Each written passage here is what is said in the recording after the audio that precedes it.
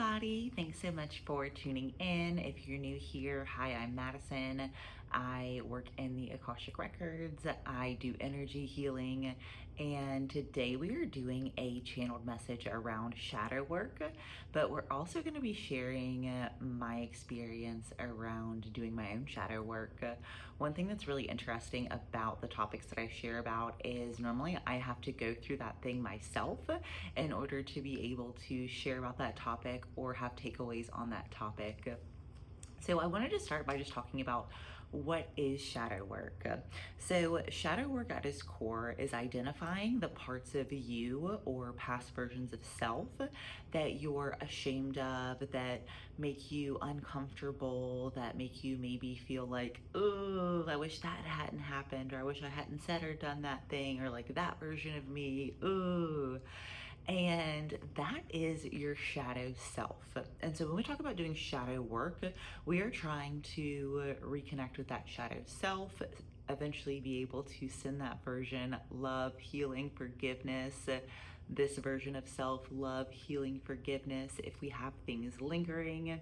And a lot of shadow work for me has been identifying where my shadow self is still feeling insecure, and then being able to go and give that version of self love, and then also acknowledge to this version of me that that version of me was doing the best she could in the moment with the information that she had, you know?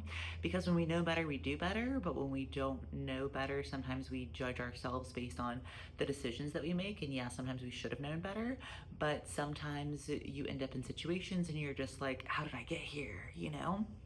So if that resonates with you, let's get into shadow work. So I started doing shadow work probably, I don't know, 5 years ago, 6 years ago. There was this documentary that came out that was called Stilts, and it was Jonah Hill and his therapist, and they did this documentary, and a big part of it was talking about shadow work. And this kind of jump started my shadow work because it helped me to really be able to conceptualize what it is, right? So whenever they were doing a piece about shadow work, what happened is Jonah actually brought like a big, like 6-foot cutout of the version of him, or a past version of him, that he's ashamed of. And it was the version of him where he was, in his eyes, not very attractive, not very mentally stable, not just energetically in a good place, maybe challenges with mental health, all these different things, right?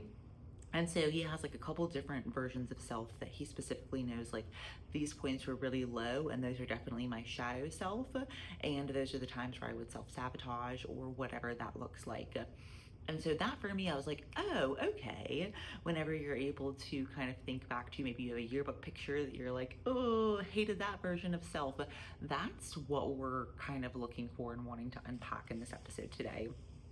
So after watching this documentary, was like, okay, I have a much better idea of what shadow work is and how to do it. So I sort of asked my spirit guides, like, hey, how can I kind of make this my own? So what I started doing was and this is a process. So if you want to do a similar version of this, feel free. However, don't sit down and think you're going to do all your shadow work in one session, because you can try, but it's going to be incredibly overwhelming and you're not going to be able to handle and process. So my advice anytime you're doing shadow work is, maybe you have the ability to sit with those past versions of self for 5 minutes, and then maybe it's too uncomfortable and all consuming and you have to move on. Then maybe the next time you come back, you can sit with it for 10 minutes, and so on and so forth. But don't go into this thinking like, okay, I'm gonna cut out 30 minutes for shadow work. I'm gonna go through all of them. I'm gonna clear everything. It's probably gonna take a little more time than that, and that's perfectly fine. And for me, as I started to do shadow work, I started to unlock deeper levels, if that makes sense. So I did an initial, like, really big shadow work clearing, and then I've done several since, Okay, so personally, when I started doing this, I started delving back into memories as far as elementary school, where I either felt small, wanted to delete that memory, or just looked back on that time period and was like, ugh. And for me, it's pretty much all tied to the perception of embarrassment, or the perception that I did or said something that was embarrassing or that made somebody else uncomfortable or upset, or I was just really wrong. I think we can all look back on times where now we can be like, oh yeah, I blatantly had no idea what the fuck I was talking about. I shouldn't have had an opinion, you know? And so I just had this whole mix of, you know, things that I was really working through. And for me personally, if you're not familiar with my story, I am in AA, I am in the recovery community, but you don't end up in AA without a lot of embarrassing stories, embarrassing things that you've done, just things that you did that it's like you shouldn't be living like that, you know? And so lately, it's funny how kind of all of this works, because I've been in recovery from addiction to alcohol for about 3.5 years. And during that time period, I've had to face a lot of drunk memories, or, you know, just things where I'm like, oh. And then recently I got Snapchat on my phone again, because my boyfriend doesn't have an iPhone. So if like we're not in the same city, we can like FaceTime through Snapchat, right? Fun fact. So now since I have Snapchat again, Snapchat keeps wanting to remind me of my memories. All my Snapchat memories are just me blackout drunk at a bar, just screaming Backstreet Boy lyrics, just recording it. And like that shit was going on my story. Like, why? Nobody needed to see that. I didn't even need to be, you know.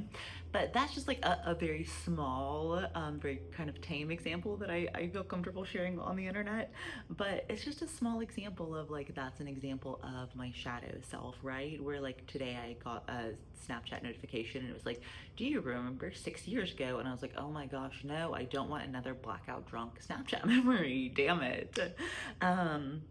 And so then I had to be like, okay, let's go back and let's sit with that version of self. So what that looked like real time is, you know, that thing happened that triggered the memory. And then I was like, oh, why was I such a fucking degenerate? Like that was like my self-talk, right? And then I had to be like, okay, no, reframe.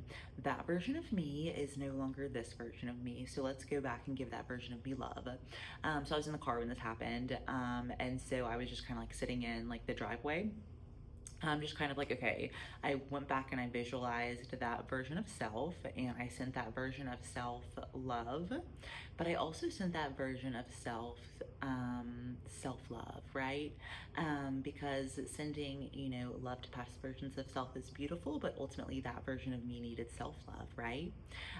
So a lot of times what I'll do is I'll just kind of visualize that version of self, and then I'll visualize myself wrapping that version of self in love, peace, joy, acceptance, whatever it is, right?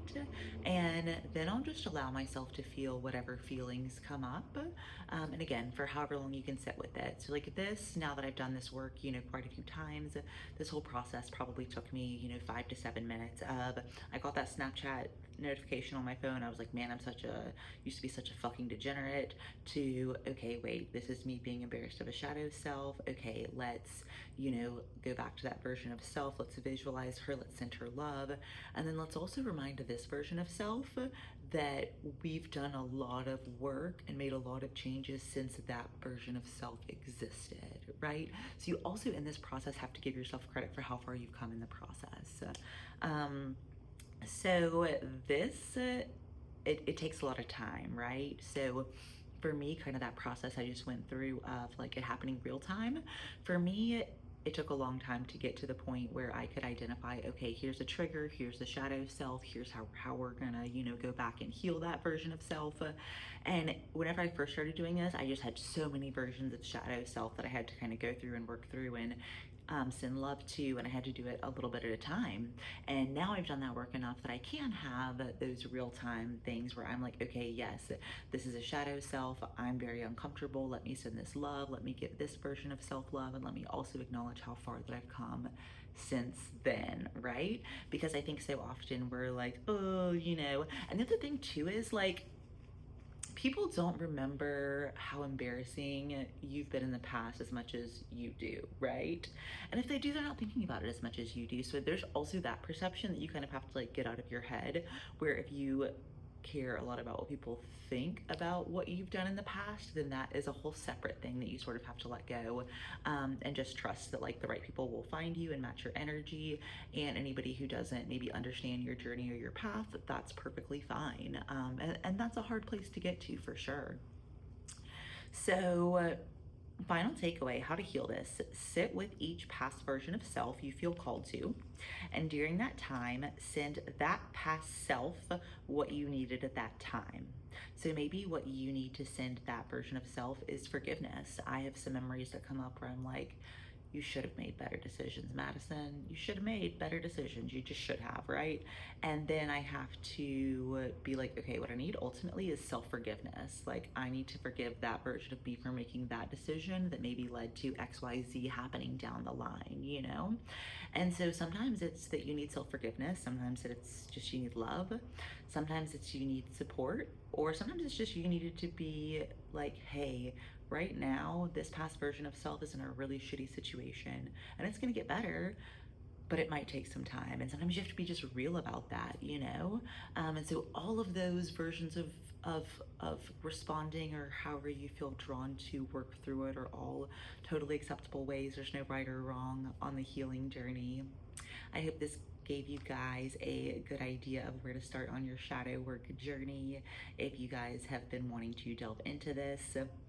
If you want to learn more about Akashic Records or energy healing or higher self connection, head over to my website. I do have a membership where I have a library of activation type videos, and there is new videos that come out every single Monday with new topics that I channel from the Akashic Records or different things that I'm learning in my spiritual practices.